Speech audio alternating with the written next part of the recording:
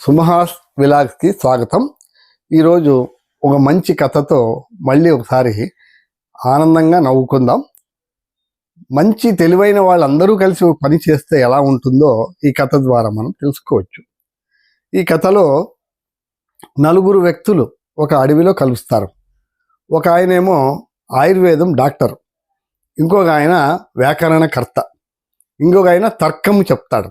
తర్కం, జ్యోతిష్యం, వ్యాకరణం ఇవన్నీ కూడా వేదాంగ భాగాలు.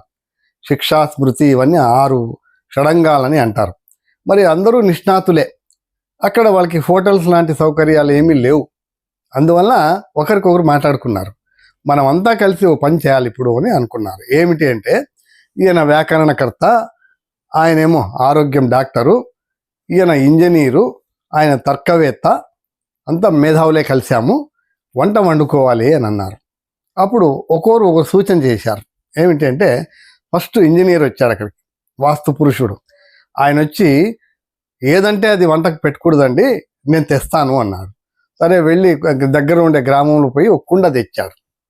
సరే ఇతను ఆయుర్వేదిక్ డాక్టర్, ఏది పడితే తినకూడదండి, నానా రోగాలు వస్తాయి, ఇది అడవి కదా, ఈ అడవిలో వెతికి తెస్తాను అని చెప్పి తిప్పతీగా తెచ్చాడు. మరి తిప్పతీగా వచ్చింది, కుండ వచ్చింది. మళ్ళీ తర్కశాస్త్రవేత్తని అడిగారు, మీరు వంట చూసుకుంటూ ఉండండి, మేము అట్లా మాట్లాడుకుంటూ ఉంటాము అని.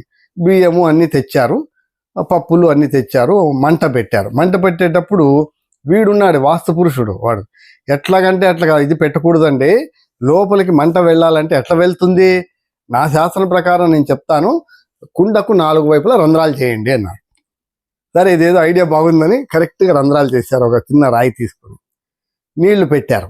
అది ఏమైందంటే, పొంగేటప్పుడు ఆ నీళ్ళు వచ్చి దాంట్లో పడతా ఉంటాయి, ఆరిపోతూ ఉంటుంది. అందుకని వాడు ఒక సూచన చేశాడు, ఇట్లా చేయండి అని.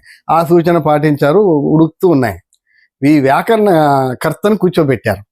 వీళ్ళంతా అక్కడ మాట్లాడుకుంటూ ఉంటే అది కుత కుత కుత కుత ఉడుకుతా అంటే వానికి కోపం వచ్చింది. కుతహ అనాలి, సంస్కృతం ప్రకారం, వ్యాకరణ ప్రకారం శుద్ధ తప్పుడు మాత్రం మాట్లాడకూడదు అన్నమాట. నువ్వు కుత అంటావా, కుతహ అనాలి అని అన్నాడు. అది మళ్ళీ కుత అంటాను. కోపం వచ్చి కట్టె తీసుకుని వేసేసాడు. ఆ కుండ పగిలిపోయింది, అన్నం అంతా పోయింది. చూడండి, మేధావులంతా కలిస్తే ఎలాగా ఉంటుందో. కాబట్టి అందరూ మేధావులు కలిస్తే సలహాలు ఇస్తారు కానీ పాటించడం కష్టం. అందుకే శాస్త్రి, మేస్త్రి అందరూ ఉంటేనే పనులు జరుగుతాయి. ఈ కథ ద్వారా మనకేం తెలిసిందంటే, ఒక్కొక్కరికి ఒక నాలెడ్జ్ ఉంటుంది, దాన్ని డివైడ్ చేసుకునేటప్పుడు, ప్రొవైడ్ చేసేటప్పుడు గైడ్ చేసేవాడు కూడా ఒకడు ఉండాలి అని అర్థమవుతా ఉంది. ఇదన్నమాట. ఈ కథ మీకు నచ్చింటుందని అనుకుంటున్నాను. అందరికీ నమస్కారం.